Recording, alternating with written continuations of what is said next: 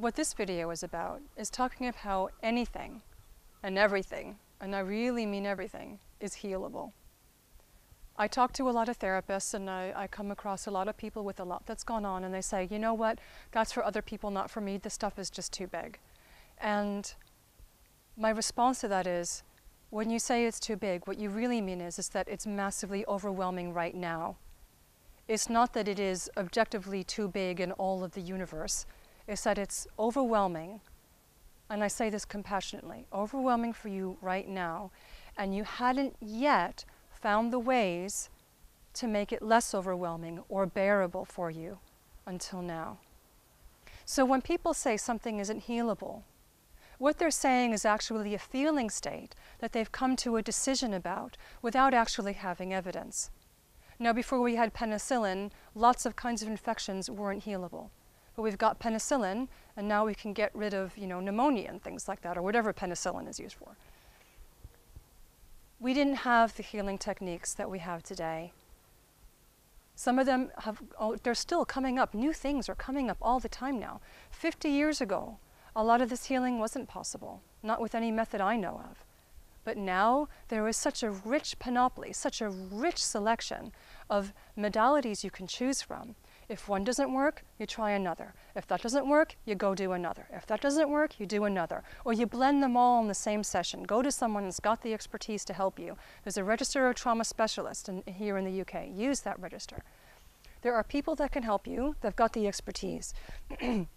Here's another thing that people say, that it's not healable. And here's why. Because they've decided they need to do it on their own. They can't trust anyone, or no one's good enough to work with them. They've got to do it on their own. And the nature of severe trauma is that you can't do it on your own. I'll tell you 3 things about trauma that makes it hard to heal. 1, what happens is so gosh darn awful, inhumane, savage, brutal, nasty, malevolent. It's what Dr. Phil Mullen calls being held naked under the black sun of malevolence. It can burn what feels like your inner core away into wisps or shreds. When you have that kind of exposure to malevolence, what you need is another human contact to help you repair your relationship with humanity, including your relationship with humanity to your own self, your own humanity, as well as those of others. Here's the second thing about really big trauma that makes it seem unhealable, because it just hits so hard and so deep. When that big stuff is happening,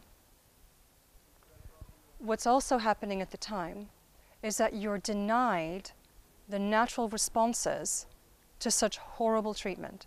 You're not allowed to feel afraid, or you're taunted for being afraid. Same for anger, or fighting back, or resisting, or feeling overwhelmed, or terrified. Again, you're either not allowed to do those things, or you're taunted for making the attempt. And that's all just when it's happening. Now, the nature of trauma is that it's not just when it happens. People go through all different kinds of trauma every day, but by the end of the day, they've spoken about it, either to themselves or with friends, or processed with partners or coworkers, like if someone bumps into you really hard on the way into work or something like that, all right?